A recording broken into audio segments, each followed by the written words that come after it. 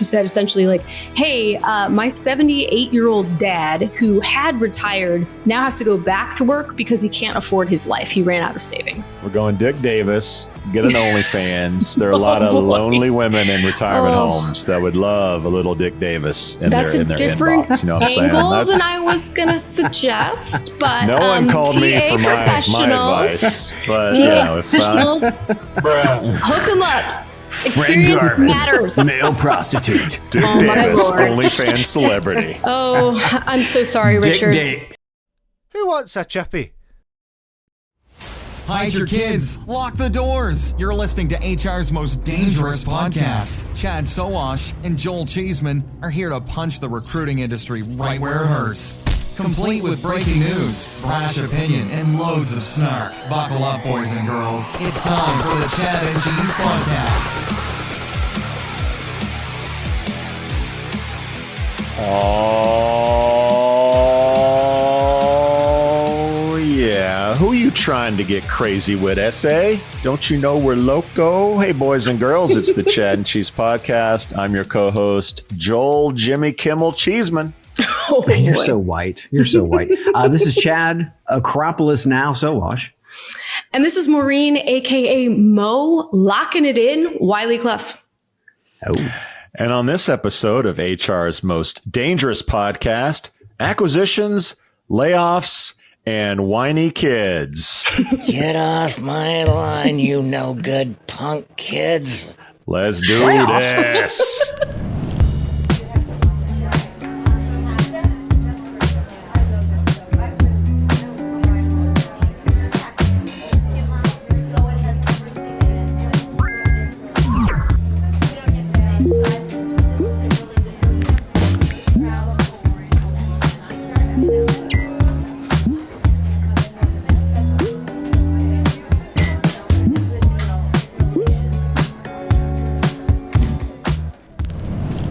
What's up, kids? How you doing? Chad looks like he's been on vacation in Greece. He does. You don't say. Looks like the party continues over there. Rosé You're watching on YouTube. At the Sowash compound.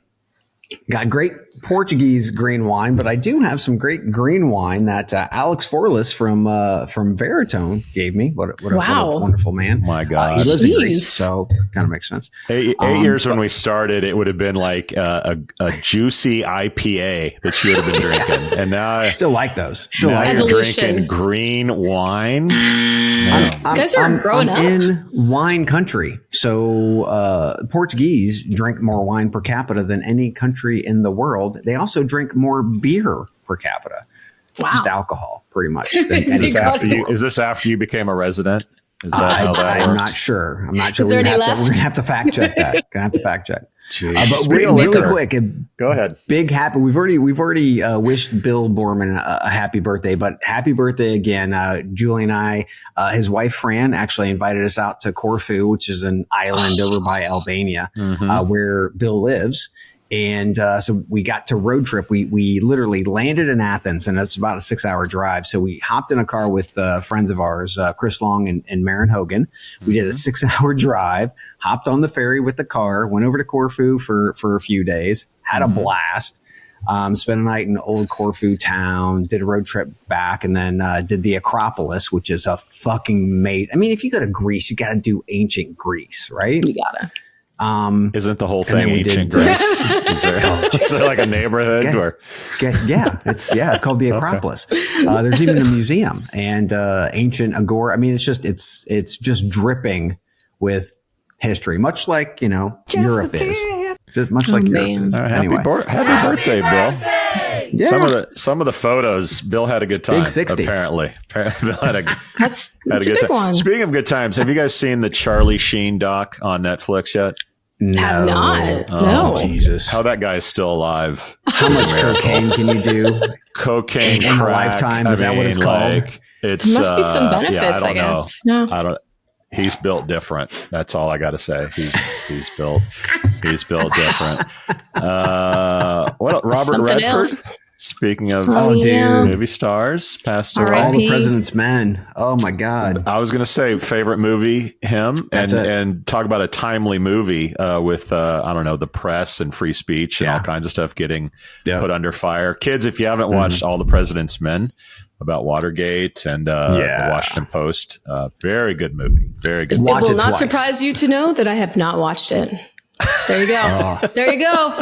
Once again, failing on all the movie references that you guys throw. This Every is why single we one. are here today. She'll catch the South Park edition when it comes to Comedy Central. Accurate. Remember, I have a goldfish attention span. Movies are too long. Movies are way too long for me now. It's 2025. 2025. You can cut it down into 60-second increments. I might be in. Yes. I might be in. But there's better a hook me business those first 2 idea. seconds. Take classic movies that kids don't know and turn them into shorts. Ooh. That's the new Quibi relaunch. Hey, it's. I mean, there are TikTok channels like that. I believe it. Yeah, there's a TikTok channel for everything. Put them on at the Sphere in Vegas, and then people go watch it. That's a way to get it out. Have you seen the Lord of the Wizard of Oz at the Sphere?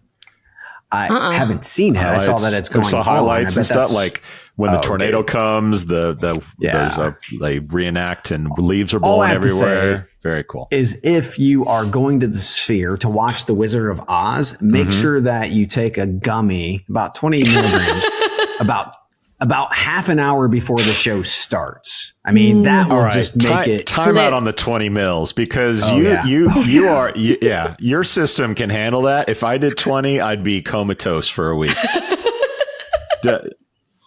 Be careful with the dose, kids. Be careful with the dosage. Don't just listen to your Uncle Chad and take 20 milligrams. It's best for you. I can't imagine that would do good things to me. Yeah. But hey, whatever gets you through these end times. Shout outs. Do what? I said this should, hey, 20 milligrams might get you through the end of days, the end of times that we're going through. So, might get you through this podcast episode as well. So feel free to. Is it time for whatever it takes? Whatever it takes, kids. All right. So I've got a quick and somber shout out to our late buddy, Matt Lavery. This is on the heels of our Greece trip and all those things. Last weekend, Notre Dame played Texas A&M, and Julie and I were supposed to be back in South Bend for that game. We were actually going as guests with Matt, who was a Golden Domer to the core. Matt, the dude had like the best tailgate setup known to man. We're talking about couches. We're talking about barbecues. TVs, big screen TVs. Oh yeah, the dude loved his football and he loved his Notre Dame Fighting Irish. Matt, we miss you and we're thinking of you, buddy. And shout out to living every moment like it is your last. Get out there and enjoy life, kids. On a less somber note in regards to Matt, the Cubs are in the playoffs for the first time in like 10 years. So he is upstairs somewhere watching the Cubs make a run. And by the way, on a personal note, he and I had a bet that the Cubs would have an over-under 90 game wins this season. As we record this, they're at 88. So he's only 2 games away from cashing in on that bet. I'll probably do a little social media celebration if the Cubs get to 90 in his honor. So always thinking of you, Matt. His spirit is at the Cubby Bear right now. That's where it's at. That's where he's hanging out right now, right across from Wrigley. That's where Matt's at. Cubby Bear's good stuff. We miss you, Matt. We miss you, buddy. We miss you. Here at the Chad and Cheese Podcast, one thing that we love is obviously you watching, but also like and subscribe. Follow that, Mo. Good luck. Yeah, cool. Thanks. I did not know Matt, but he sounds like he was a wonderful human being. So my loss for sure. Yeah. So this next one it's a little bit of a feel good / like it hits you in the gut a bit. But, these days we want to have a little uplifting stuff going here and there, right? Just to keep us propped up. So This woman a couple days ago posted on LinkedIn, and she said essentially like, hey, my 78-year-old dad who had retired now has to go back to work because he can't afford his life. He ran out of savings, which unfortunately he's not alone, right? This is happening to people. And he has absolutely no idea what the job market is like today. He didn't even know what LinkedIn was, right? Like he's up against so much AI. I mean, countless things in his way, right? And so she put this post up and she said, hey, I really want to help my dad out. That he seems, he's down on his luck and he's concerned about what he can do. And the outpouring of support was absolutely wild. So as you can imagine, like 431 connections from this guy, including, well, there I am. Hi. 431 connections for this guy in like 2 days of being on LinkedIn. That shows you how many people have rallied around this guy.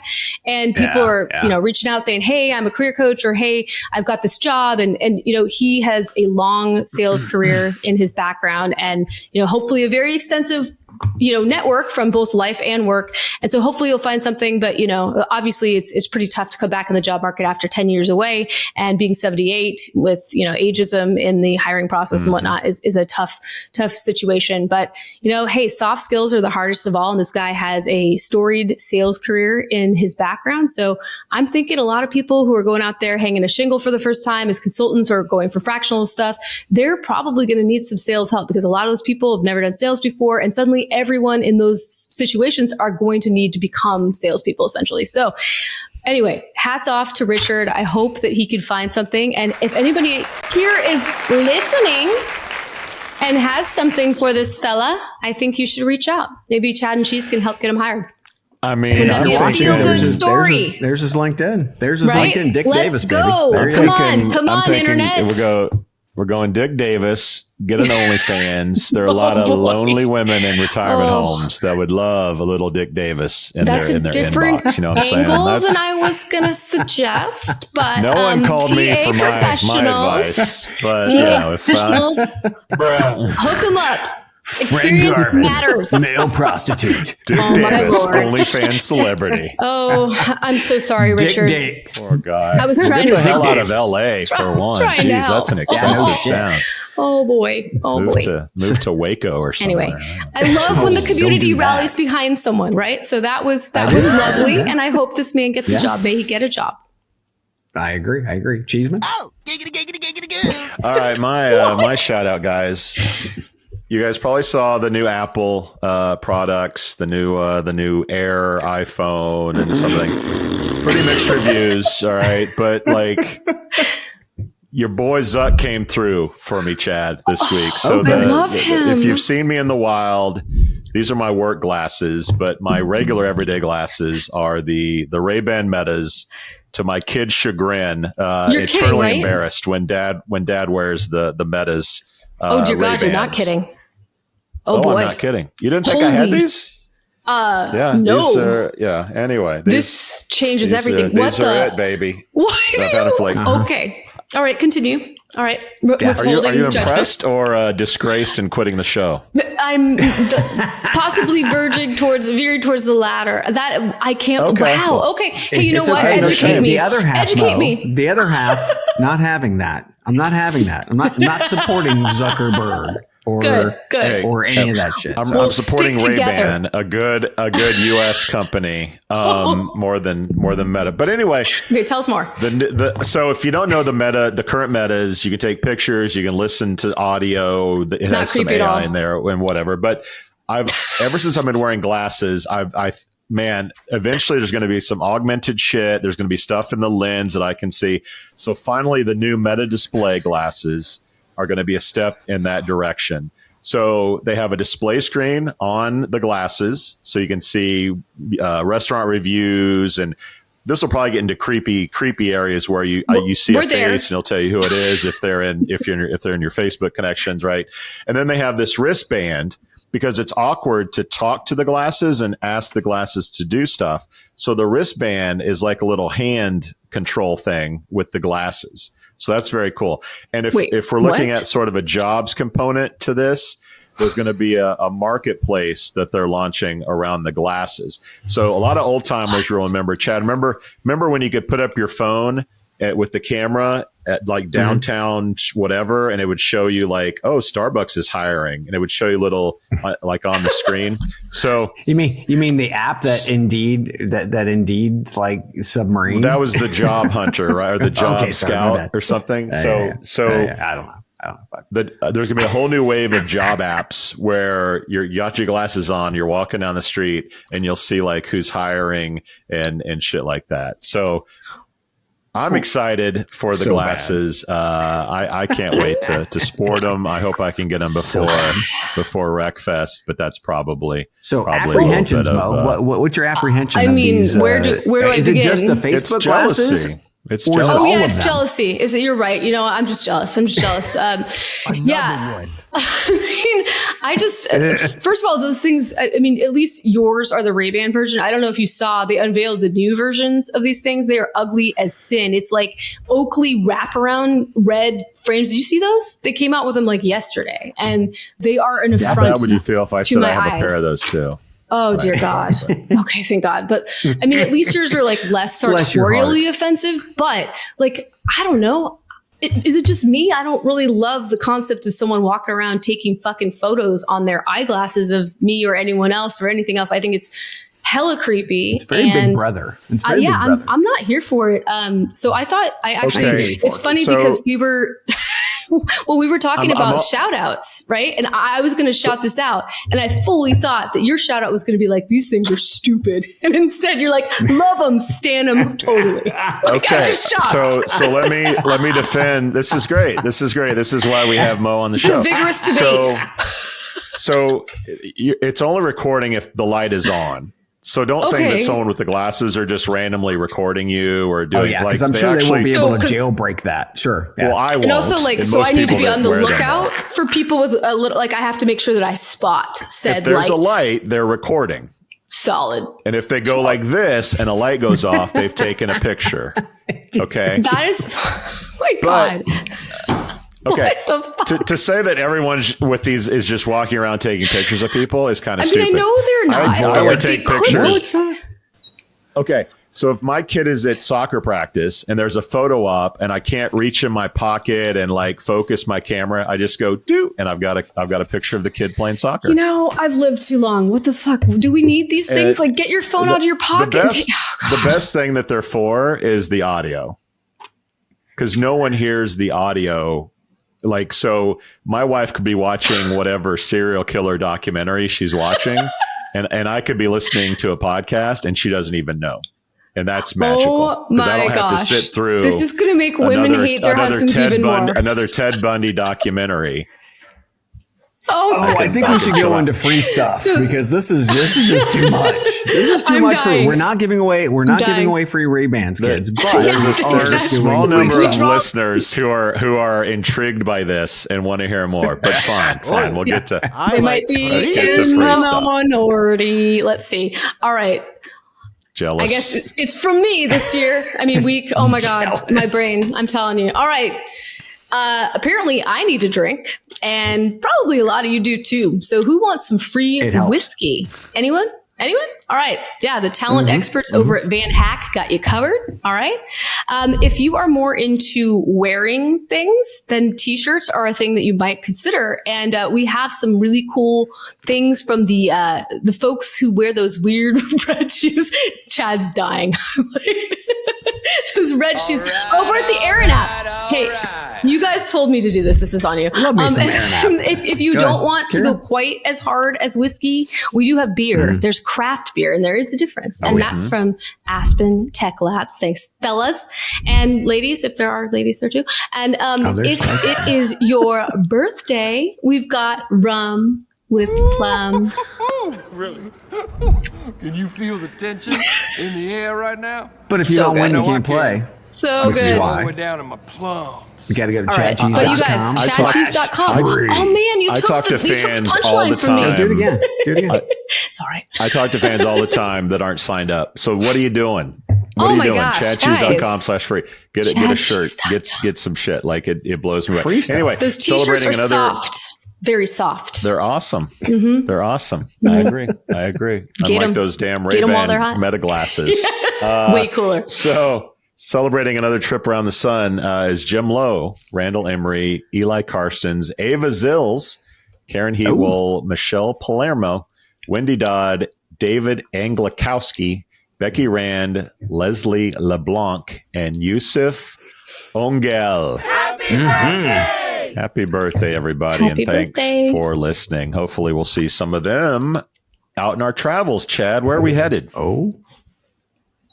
Wreckfest is almost here, kids. But before that, we're heading to Chicken Cock Whiskey HQ in Louisville, Kentucky, with our friends over at Havas People. Have you heard of Havas People? If you haven't heard of Havas People, you need to hear of Havas People. HAVAS, by the way. Chicken Cock. I do. That's right. Who doesn't? Stephen. And Stephen's going to be there, by the way. He's coming from Scotland. Going to spend some time with us. Oh, it's going to be ridiculous. I'm excited to meet him. I hope they don't send him back. That's the problem, the whole immigration thing. Anyway. Let's The keep bar going. in Kentucky is pretty high. He'd really have to go above and beyond his usual naughtiness. But this one's your baby, Cheeseman. So tell us a little bit about what's happening on October 13th in Louisville. Yeah, so if you're in the Louisville area or you want to just make a drive, maybe you're in Cincinnati, Indianapolis, or somewhere nearby, here's a reason to come down to Louisville on October 13th. It's a Monday. It's also Columbus Day, so you might have the day off. Might be a good reason to make the trip if you're not there. So Chicken Cock, our official bourbon of the show, is opening up a speakeasy in Louisville. So they're going to open this up for us. It's kind of a sneak preview before they actually open to the public.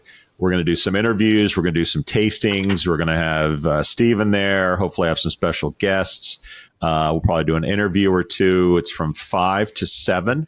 If you'd like to join, just head out to chadcheese.net/Louisville-event, or just hit me up on the socials. If you're in Louisville, it's a can't miss event, in my opinion. It's free bourbon. It's us. It's Stephen McGrath. It's networking. It's Chicken Cock. That sounds amazing. It's easy. Are you guys going to do no-brainer. Are you guys going to do like a sort of a hot one style where you give people a shot of whiskey before they answer and like increase that? Have you thought about that? So first off, we've already planned this through. At least Julie is the DD. Okay, so she's the designated driver. Yes. And Stephen and I and Joel, we're going to be drinking heavily. So first and foremost, we're going to show up in Louisville early. Okay, we're going to hit some distilleries before even going to Chicken Cock. Pre-game. Oh yeah, we got a pregame. So we're going to do that. Then we're going to go to Chicken Cock. So yes, if you, go figure, love high level top shelf whiskeys, you got to be at Chicken Cock. Not to mention, I love Chicken Cock. I do. I love it. Not to mention, again, kids, it's not even open yet. You are going to get a sneak preview of what's going on. Then we're headed to Nashville for Wreckfest, where we're emceeing the Disrupt stage on Wednesday. Plus, we're also hosting talks with our friends over at Dahlia, Covey, Jovio, and Veritone. That's right. And here's the cool part. We're doing all of the interviews, and the panelists are, for all of these 4 talks, are practitioners from Compass Group, Rippling. Yeah, you heard me, Rippling, Foley, Phantom, Interim Healthcare, People Ready, and the list goes on. So it's going to be a blast. Disrupt stage day 1. Then the night of day 1, that's the 15th, you're going to go to Rock the Riviera at Redneck Riviera. That's right. Mo can't wait. She can't wait. This is our second year, by the way. I'm so pumped second for this. Year. Job Pixel, Omar, again, I need to say Job Pixel more apparently. So Job Pixel. And then our friends from Havas People are also going to be there again. But one thing I wanted to go ahead and tell you, because I just got a message, Joel, and this is just trying to level the playing field here for both of us. Jamie must have felt sorry for me for missing the Jeff Taylor interview at ERE. So he's putting me on stage to close out day 2 on the Disrupt stage with Jeff Taylor. So guess what, kids? So listeners, you're going to get a Chad and Jeff Taylor version, and then you're going to get a Joel and Jeff Taylor version. It can't get better. It can't get any better than that. Yeah. I'm going to be in San Diego in November 4th and 5th for ERE. The only place to be. Interviewing Jeff Taylor on stage. So my man is in a Chad and cheese sandwich. I hope he's ready. Ready for that. That's a lot. Good God. A lot of Chad and cheese. Monday after the event, there's football. So we may have to just take the party from Chickencock for a little football, which is a great segue to talk about fantasy football. Had a bad week. Fantasy football, sponsored by our friends at Factory Fix. Let's go through the power rankings after week 2. Top of the charts we have. Oh, wait a minute. Is that me? Am I in first place? Oh my so goodness. Humble. Hello. It's fleeting. Hello. It's all fleeting. Hello, everybody. All right. Following me is Courtney No Napa Napo, Mackenzie Mad Dog Maitland, Doomsday David Stiefel, Megan the Mauler Radigan, Jada Pinkett Weiler, Goodwill Carrington, Jason and the Argonauts Putnam, James and Ginger Dodds, Stephen the Scottish Hammer McGrath, the Chad Sowash. That's right, the Chad. Was it the Chad? The Chad was great. And following up at the end, Jeremy spoke in class today, Roberts. That is your fantasy football power rankings after week 2. If you're not in first like me, I hope week 3 goes better. In my defense, I was in Greece last week. So anyway, go ahead. I don't have to go on. I'm number 1. End of story. That's it. Can't wait till I enter the fray next year.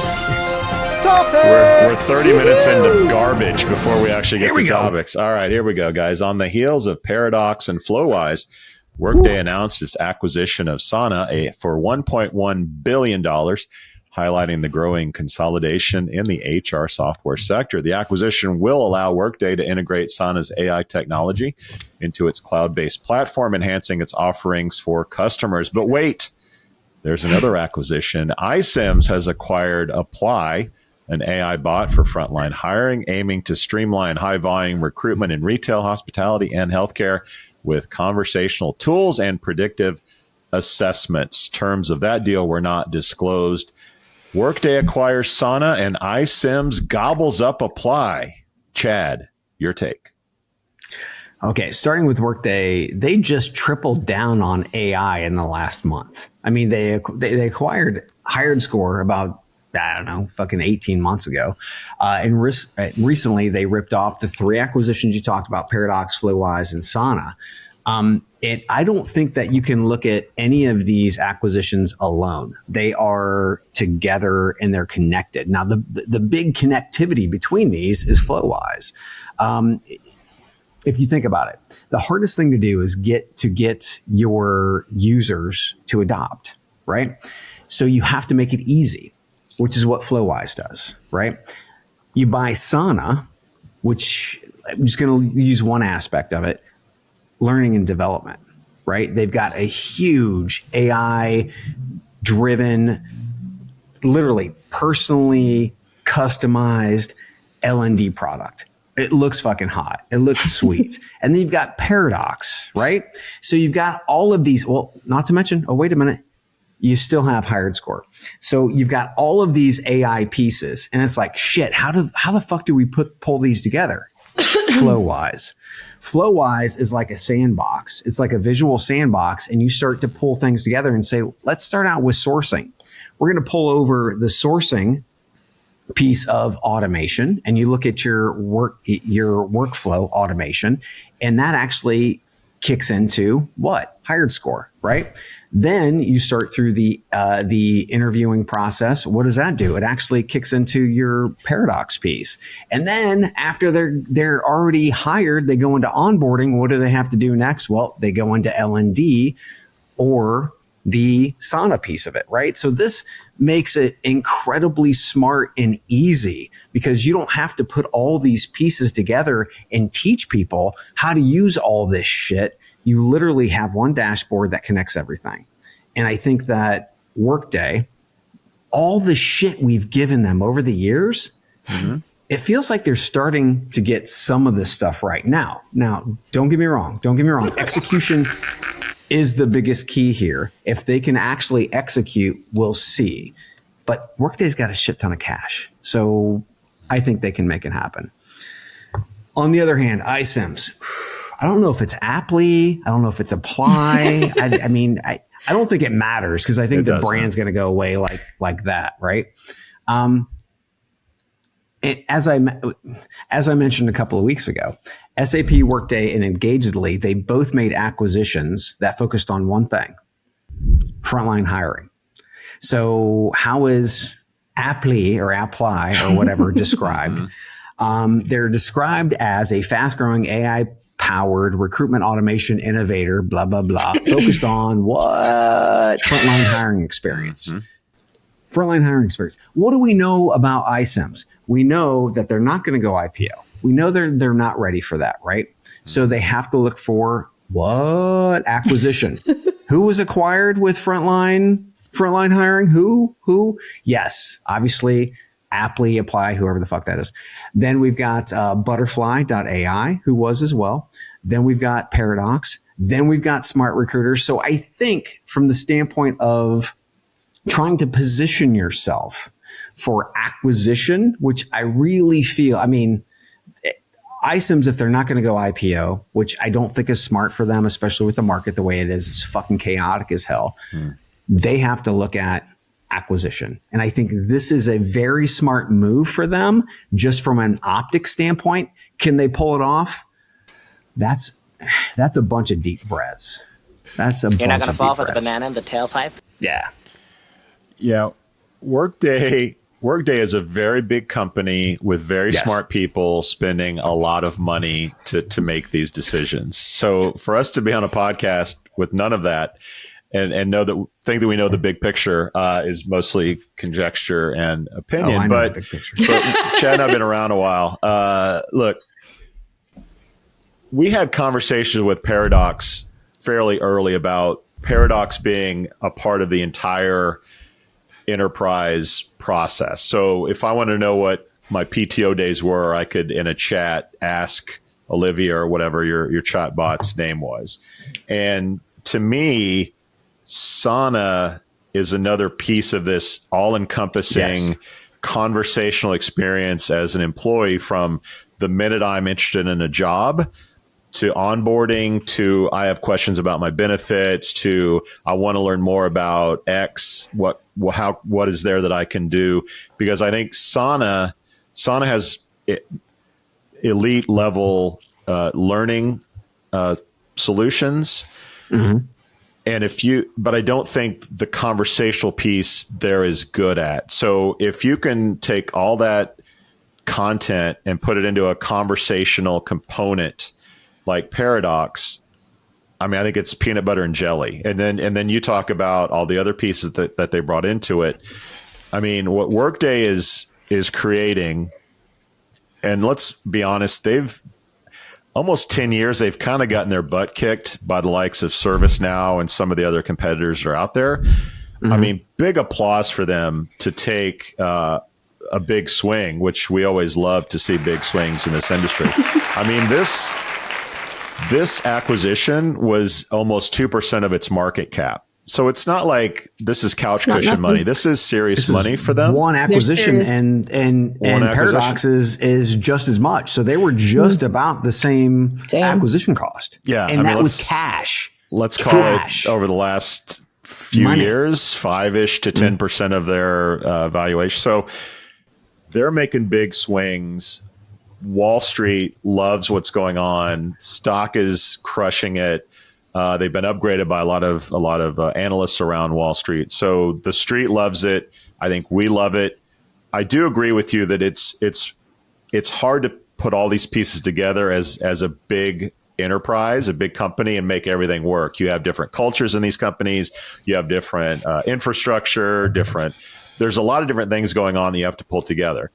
We talked about Indeed last week, pulling in this whole connect to the ATS, post job, it all comes together. You know what a big hurdle to that is Indeed getting all these companies to agree to let them into their ATS. Like, it sounds really good on paper, but that's going to be an incredible headache. If they can get 10% of their companies to plug into the ATS, like, that would be a feat. So it's easy to talk about this in theoretical terms, but practically it's going to be really challenging to do. You have a lot of smart people coming together with different agendas and experiences. So it's going to be fun to watch. I love the big swing. Wall Street loves it. Workday is a good company, a great brand. Let's see if they can execute and get it done. It'll be fun to watch. On the iCims front, look, the fact that, Chad, you and I don't know if it's apply or a plea or whatever, like, is a problem. Apply, Apli. Well, yeah. So it doesn't matter. It's going away. They've been gone. Look, they've been around since 2016, and we don't know how to fucking pronounce their name. Like, that's a marketing error. That's not on us. That's on them if they've been around for 10 years almost. So I like they that. got about $1 million in seed. They have about 140 employees. This announcement, because we all do homework before this show, I hope. And like the number of Workday stories, huge, like page after page. The news on this was like their own PR, and that was about it. Maybe like one or two industry folks. So there's little to no heat on this. I look at this simply as, when iCims bought TextRecruit, it was a good move in part because Canvas was then bought by Employ. It was JobBite at that point. And I think I knew at that point, Canvas was no longer going to be in the iCims store, right? It's going to be the JobBite, TextRecruiter, whatever. So I think iCims looks at Paradox getting gobbled up and literally very little conversational. If they don't have conversational, they're screwed, because frontline hiring.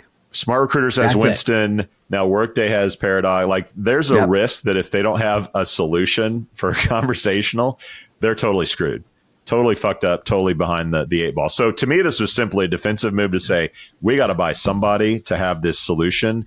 And apply was the last girl at the bar at 3 a.m. and nothing else not much is left. Defensive move. Hopefully they can integrate it well enough that their customers love it. But to me, this was a Hail Mary and a definite contrast from the Workday strategy and acquisition strategy. Mo? What up, Mo? Well, from what I've heard from people in my audience and just around on Main Street, Workday had a little room for improvement. So it sounds like they are making some really shrewd moves here. I know that the hired score tool specifically is the one that's in question with the lawsuit that's being filed as a class action from people over the age of 40 who said that they were systematically denied interviews and job progression during their search from Workday. And so it'll be really interesting to see what comes from that. But, it sounds like something that's going to, based on what I read, it sounds as though, like you said, it's a pretty end-to-end situation where it's like coming all the way from the interviewing and job searching process all the way through just like using an HCM at your day-to-day job. But what I thought was really interesting about it was it sounded like it was almost going to be a VA for you at work. Like, it was going to serve up to you relevant pieces of knowledge. It was going to show you different learning pathways. Like you said, it's moving towards being an LMS instead of being like, a delivery system for videos and that sort of thing. But it sounds like you sit down at your desk and it's like, today you should do XYZ. And I'm like, wait, that actually sounds pretty cool. As long as there's still something for me to do beyond that. Right. And that's the question I have. If it's replacing a lot of that work and the menial tasks and whatnot, awesome. As long as there is something to fill its place. Right. Because we want that for humanity. And I don't know if you guys saw, do you know who Cleo Abram is? She has a YouTube channel called Huge If True. So she's this awesome tech reporter, and she had an interview with Sam Altman, which I cannot believe has not gotten more play. I mean, I guess it got like 3.6 million views, but whatever. Sam Altman was asked on the nose, like, hey, it's 5 years out from now. Like, what do you foresee for entry-level jobs for people and jobs in general? And he was like, but I don't know. Things are changing so fast. It's hard to even say. And she's like, she started with 10. Wow. Way to botch the story. She started with 10 years. She's like, 10 years out. Like, what do you see? And he's like, I don't know. She's like, okay, well, like closer to now. It's still no idea. The thing is, they are building these tools. They don't even know what's going to happen in their wake. They don't care. Dumbass. They don't care at all. And it was stunning. It was like such an obvious softball question. Like, you should have an answer for that if you're building some of this technology. And he was like completely flat-footed. And it was like, whoa, this is, I love all of the positivity and the optimism around like, oh, it's going to create jobs and all of that, even though it's going to take a while. But like, even the people creating this technology have not thought that far out. And it's like, shoot, this feels different. So anyway, but and the different feeling is I think that Workday is actually positioning themselves against Salesforce, right? They're looking bigger. They're not looking at iCims. They're not looking at they are looking at the big fucking players that are much larger.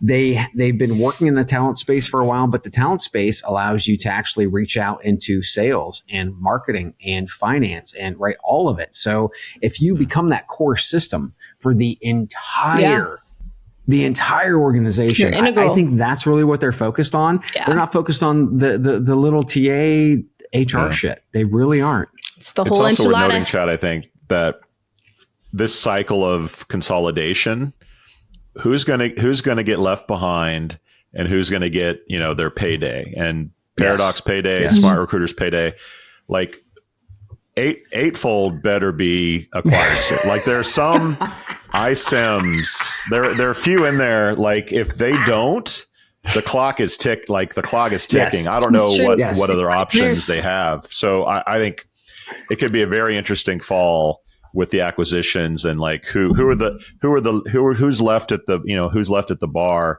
and who's going to get left behind. But these cycles don't happen very often. You take a look at the companies who haven't taken a lot of cash that can really be there and pivot very quickly. Fountain, Gem, TalkPush. I mean, there's a good list of those. Eightfold's not a part of that. Eightfold is not a part of that. They have to go IPO because nobody's going to fucking buy that shit. It's not going to happen. I don't know, man. I've seen crazier acquisitions. I've seen some crazier shit. They've taken too much money. They could. It could, right? If you get a Salesforce or a ServiceNow or something like that, where they can actually sucker them into it. But dude, I just don't see it. Well, we'll have to be watching the headlines for that. But also in the headlines, guys, Playoffs.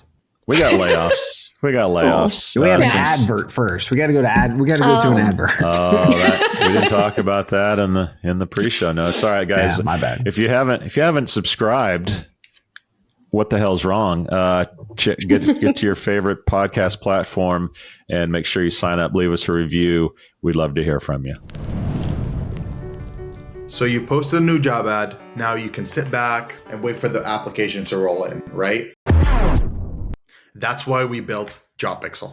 Imagine showing candidates why your company is great with real people, real stories, and real culture. With JobPixel, it's not just another job ad. It's an invitation to something much bigger. Video gives you a 3 times better response rate. So instead of chasing after candidates, they'll be coming to you. And with a 34% boost in conversions, candidates aren't just looking, they're applying. And if you're worried about people clicking away, don't be. Our videos reduce bounce rates by 25%. That means they're watching, they're engaged, and they're interested. 282% more engagement. Yeah, you're going to need a bigger inbox. Finding the right candidate is tough, but with JobPixel, it doesn't have to be. Show your company's authentic story, and the candidates will follow. Let's make recruiting fun again, because honestly, it could use some help. Do you want to see how JobPixel can save you time and money while achieving your KPIs? Schedule a demo today.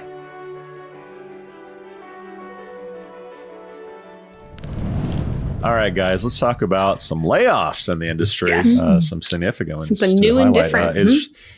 Israeli-based talent platform Fiverr International has laid off 250 employees to transfer into a leaner AI-first company with modernized tech infrastructure and fewer management layers. But wait, there's more. ZipRecruiter is closing its development also in Israel and laying off approximately 80 employees. The Tel Aviv Center focuses on software development, data, and artificial intelligence research, with a particular emphasis on algorithm development. Layoffs at Fiverr and ZipRecruiter.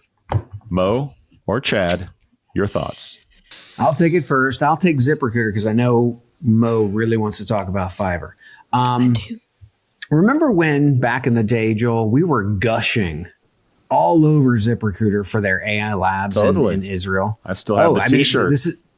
Yes. They made t-shirts for this. That seems like forever ago. It was pre-COVID, by the way. But it felt like ZipRecruiter understood the assignment.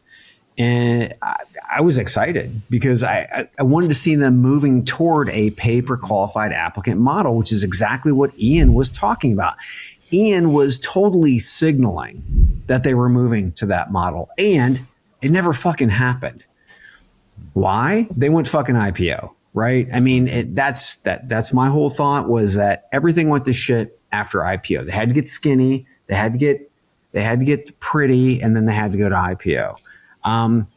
Instead, ZipRecruiter created Phil, a job seeker chatbot. So instead of doubling down on crunching data and matching qualified candidates to positions and actually just like quadrupling the amount of money they could actually get per posting, they created a job seeker chatbot with little to no value. And here we are.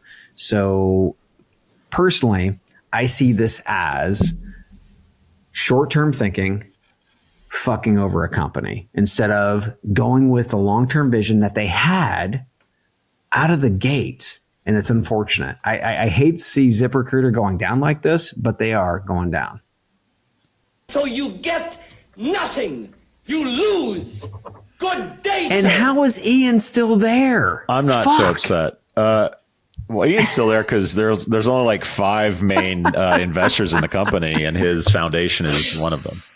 Anyway, Google check that for me. But ZipRecruiter stock is down 26% year to date. Last quarter, they had a net loss of $9.5 million.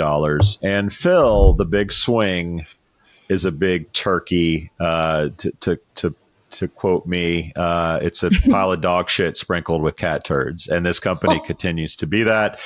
And laying off apparently the brains of the organization was apparently someone thought that was the best move possible. So you take away the R&D department, you take away all the stuff that's cool and things that should be innovative, and like fire them, and let's go back to like just we're the job board. Let's cut expenses. I do wonder if it is. I still think private equity going private maybe is still in the cards, and maybe dumping sort of excess expenses is a way to do that, to get the price a little bit more amenable for private equity and to go so this may be a move to cut with the goal of going private and cutting expenses, or it could just be we suck and our R&D and our shot at AI was a big turkey, so we're shutting that down. Similarly, Fiverr, Upwork is killing it. And we talked about Upwork a couple weeks ago, maybe a month or so ago, about how they are staffing. They're becoming more of like, we talked about this last week, the fractional employee, like how to manage that and getting multiple people. So it's become less of, hey, I need a banner ad, I'm going to hire someone to do that, and becoming more of like, how do I manage an entire team of fractional professionals and run my company that way? Whereas Fiverr has been sort of stuck in that old world, and it shows in stock price, right? Fiverr's up around 15% year to date. Fiverr, which by all accounts was the same business a year ago, is down 22% year to date. So to me, it's a failing company. They are under a lot of pressure from Wall Street to make decisions, and investors are saying, look, Upwork did this and they're up. You guys are stuck in the past. So I suspect you'll see a similar Upwork strategy come out of Fiverr, but that's what's driving that. I just think ZipRecruiter is a shit business. Fiverr has to make some serious pivots in order to come into 2025 and head into 2026. Zip isn't a shit business. They've got a great fucking database. They just are in the wrong fucking model. They're not a shit business. And last week, just real quick, sorry. Are you invested in ZipRecruiter? No, I'm not. I am not. Then it's a shit. So it's not that here's great the thing. then. I don't have to invest in a company just to believe in a company, Joel. I'm not like you. Okay. So when it comes down to really great talent, you talked about Tim Deneen last week. That's the thing. You've got to get great talent who knows how to actually model out great businesses. And I got to give, and they're a sponsor. So, little biased, but Aspen fucking Tech Labs landing Tim Deneen, that kind of talent, I think is big. Is nice. Really big. I'm the best there is, plain and simple. I wake up in the morning, I piss excellence. Sorry, Mo. Your thoughts on these layoffs? With regard to Fiverr specifically, the CEO, Misha, whatever, he had warned in the past. He was like, hey guys, AI is coming for your job. It's actually coming for my job too. And I made a joke a while ago. It was like breaking news. Fortune 100 CEO quietly ends AI first initiative after AI recommends firing the executive team to boost shareholder value. And I'm like, yeah, that actually is feasible, I suppose, coming in the future. But so he did say it. It's just, it's so twisted, right? Because he's like, hey, everybody, you got to use AI. It's the future of the world. And it's also going to come and replace you. So these people are in a position where they have had to use AI in their roles, and knowing that they are actually training the robots to potentially replace them. That's happening. They're letting go of 250 people, which is 30% of their workforce. Very significant portion. And then on the flip side, in terms of like its product itself, they have this thing called Fiverr Go. And that was something that they encouraged the people who were gig workers on the platform to leverage and train AI in Fiverr Go on their own creations, allegedly to help them do more with less, right? And create more efficiencies for these freelancers. But guys, this is like dystopian stuff. I think this is going in a really, really bad way. And, they're speaking out of both sides of their mouth at Fiverr, because, they're saying everybody use AI, it's coming for your job. And then they're also like, nobody cares. I don't know if you guys saw that they created this whole musical parody out of AI saying nobody cares if you use AI in your marketing. Nobody cares. Like, it's not a big deal. Clients just want results, etc.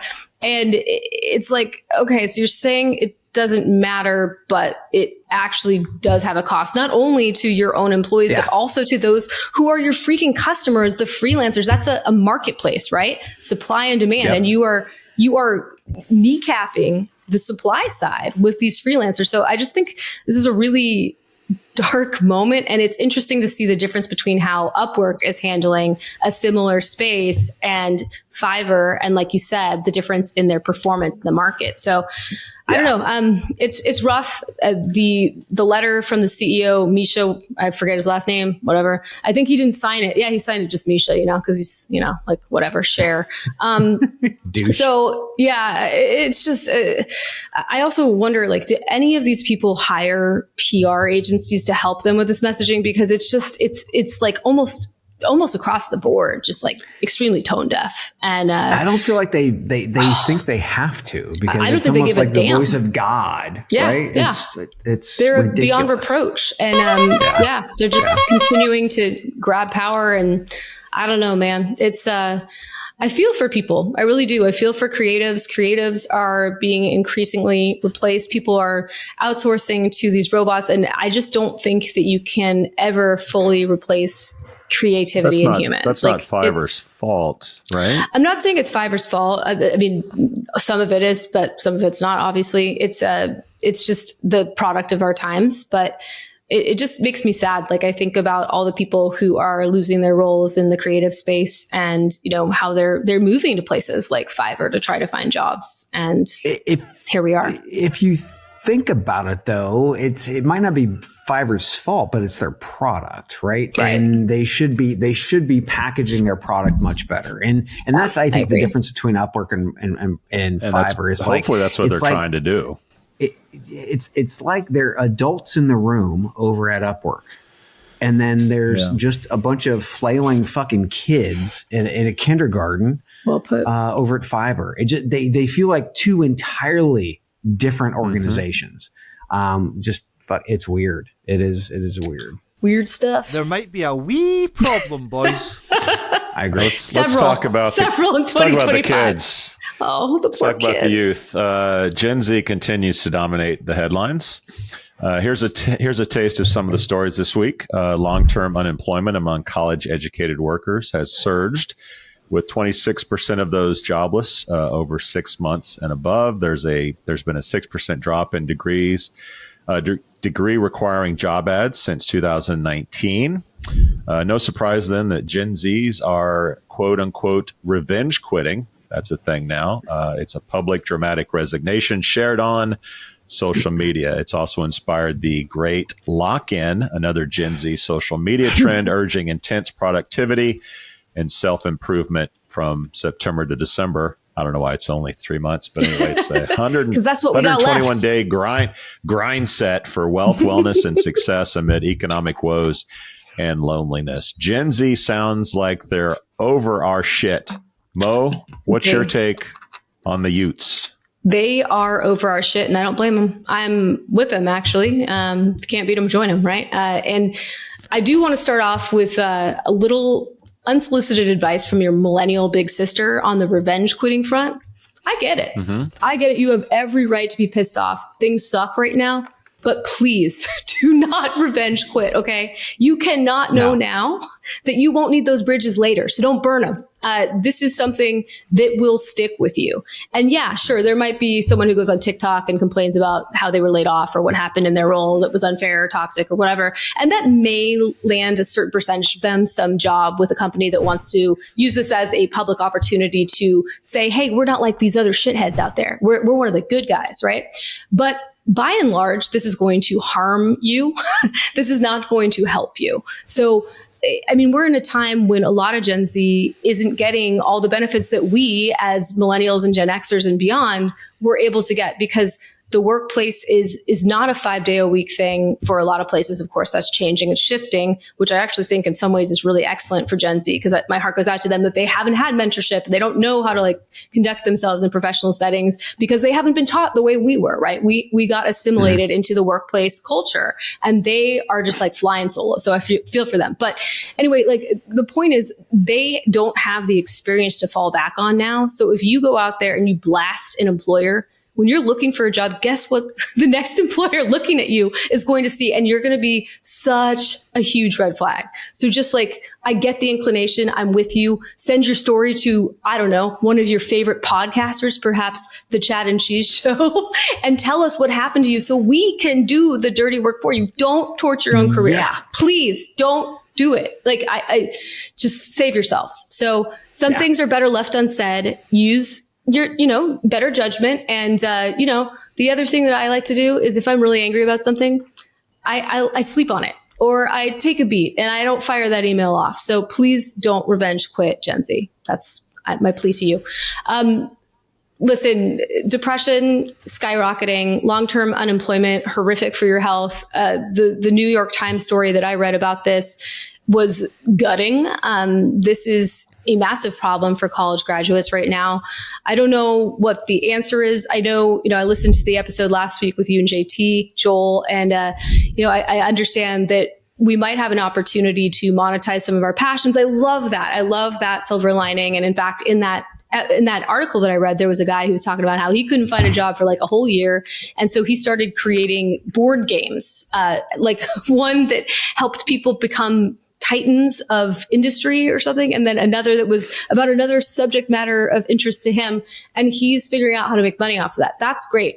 I think that's hard for the average person. I don't think everybody's going to have a simple go of it doing that, but that is, I guess, the flip side of this is that we're going to see a lot more sort of human creativity coming in and innovation, hopefully. But yeah, there is so much to contend with right now for Gen Z. And so that's why I find it, I'm threading the needle here. That's why I find it so absolutely incredible that they have this mindset around the Great Lock-In, which is essentially hey, let's go. We got 3 months left in this this year. And what they're doing here is basically saying, the world's on freaking fire out there. Like we don't have control over basically anything. The world is burning. And so what I'm going to do is I'm going to sit down and I'm going to focus on what I can control. And so taking that personal accountability and ownership, and in whatever way you can exert your agency, like putting it towards something positive. I mean, the fact that they're going through all of this and are still able to create this sort of grind set for personal development is, I think, really admirable. And I too will be freaking lock it in for the rest of the year, because I don't know what the hell else to do with myself, right? Because otherwise the alternative is like not real cute. So hats off to Gen Z for being able to actually get themselves to do the great lock-in for their own personal growth. So emotional damage. Really quick, because I mean, you've covered it all pretty much, Mo. But the 6% drop in degrees, I mean, give me a fucking break. We were adding degree requirements for no fucking reason other than filtering people out for years, right? Yeah. So 6% I think is low. Revenge quitting. Here's all I have to say, Gen Z.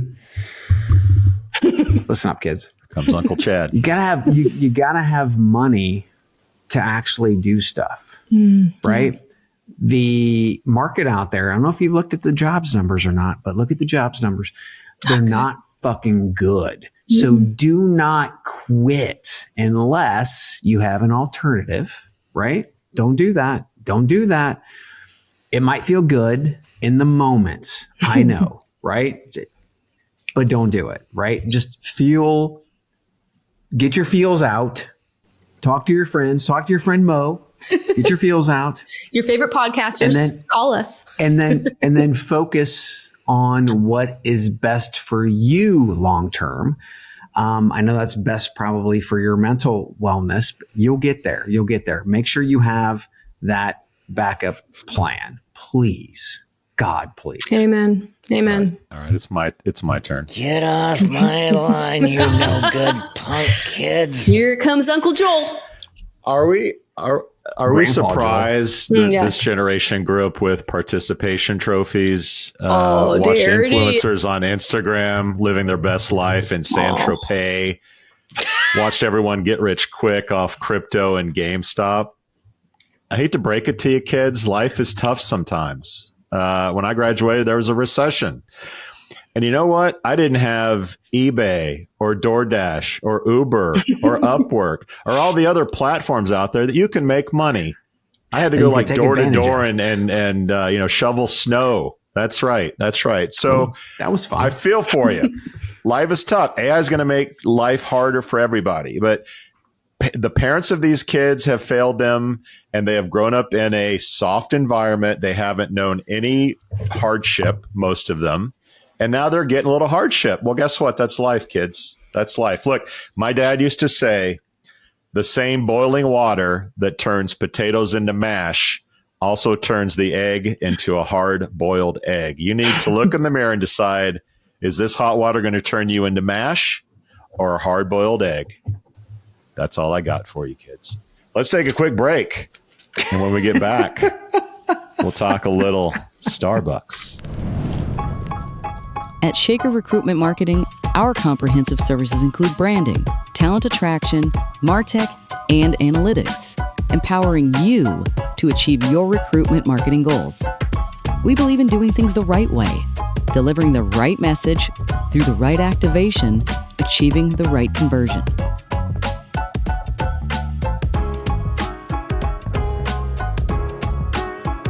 For us, business is deeply personal. Our legacy is built on relationships.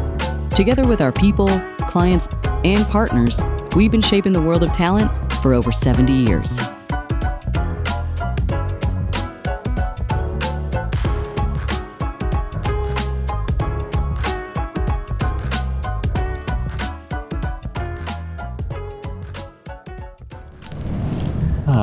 That was very therapeutic for me. Thanks for sitting back and digesting that. But are you listening, Cole? Are you listening?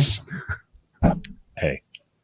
Anyway. No, it's good. It's maybe good. A nice espresso would be good. Starbucks baristas in Illinois, Colorado, and California have filed lawsuits against the company's new dress code, claiming it violates state laws by requiring unreimbursed purchases of specific attire like black shirts and waterproof shoes, while banning certain tattoos and piercings.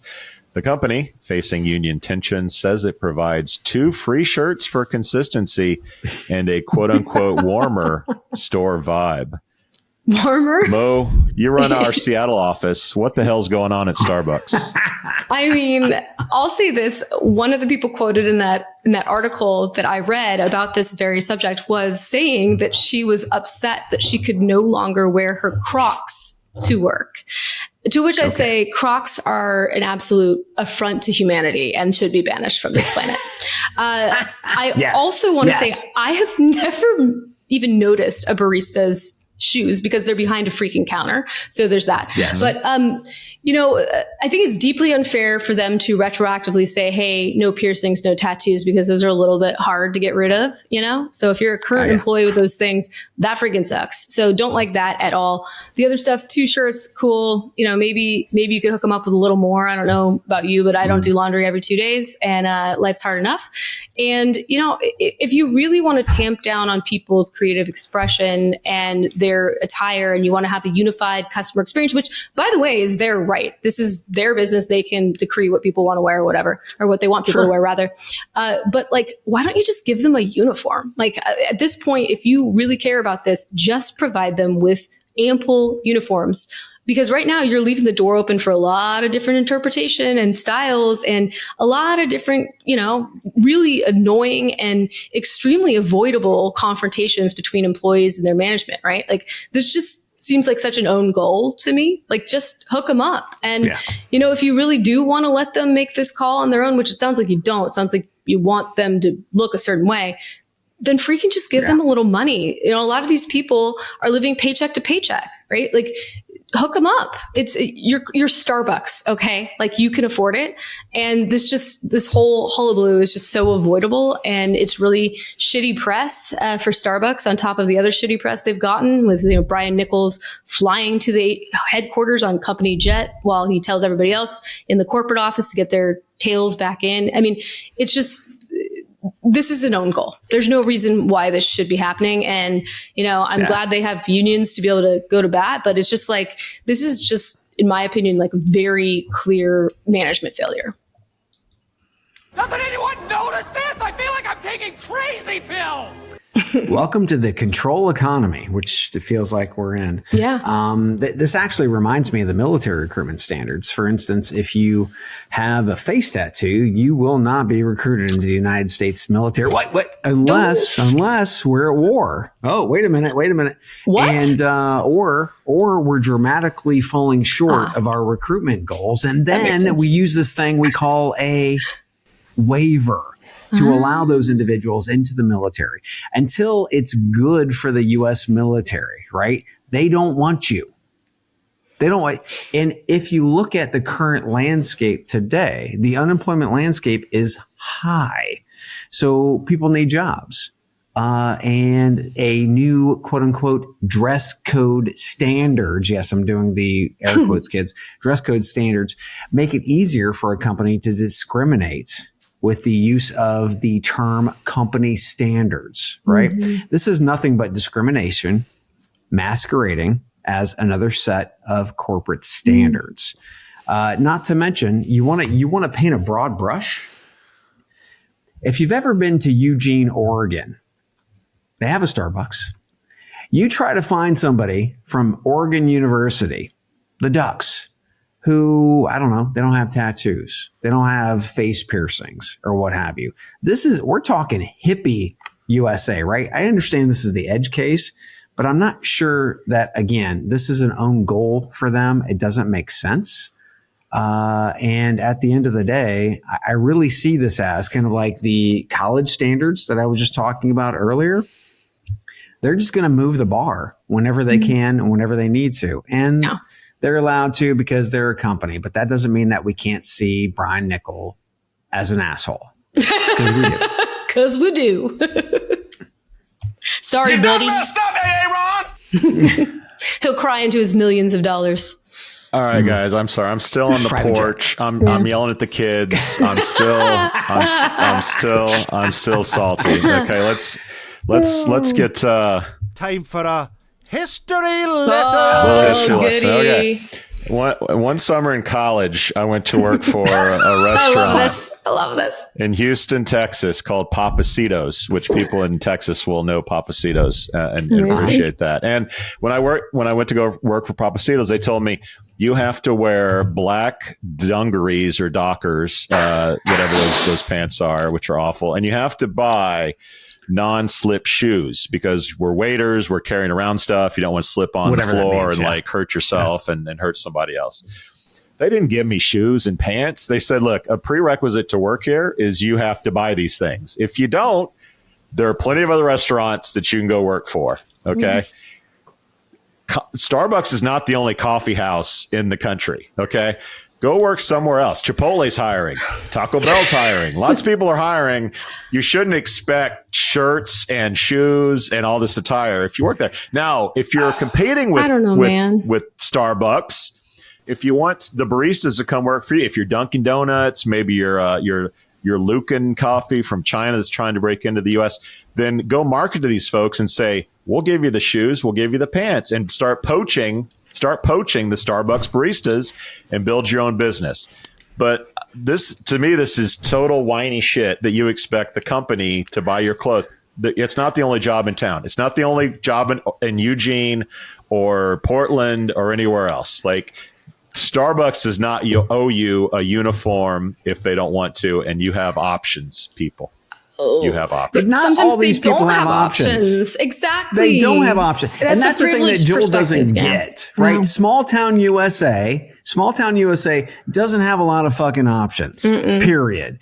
No. And if you have a fucking face tattoo, this is not just about the bullshit fucking dungarees, Cheeseman. This is about motherfuckers who already have fucking holes in their face, companies have every right to not hire you if you have a face tattoo. They've already been hired, but now the standards have been changed, right? Not to mention in the military where they do have these bias discrimination pieces, they still give you fucking stipends for uniforms. Different for animal. Uniforms. Different animal. Yeah, well, yeah. I mean, if you want to go ahead and learn how to dodge a bullet. Anyway, at the end of the day, to be able to think that everybody should walk in your path and your shoes because you had to do it is fucking bullshit. And we need to stop that kind of thought process.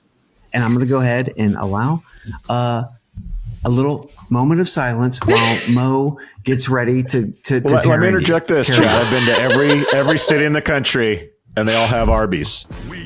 So there is opportunity at the Arby's. That's amazing. I would say not so much, but go ahead. Not so much. Thankfully, I mean, we don't need more Arby's on this planet.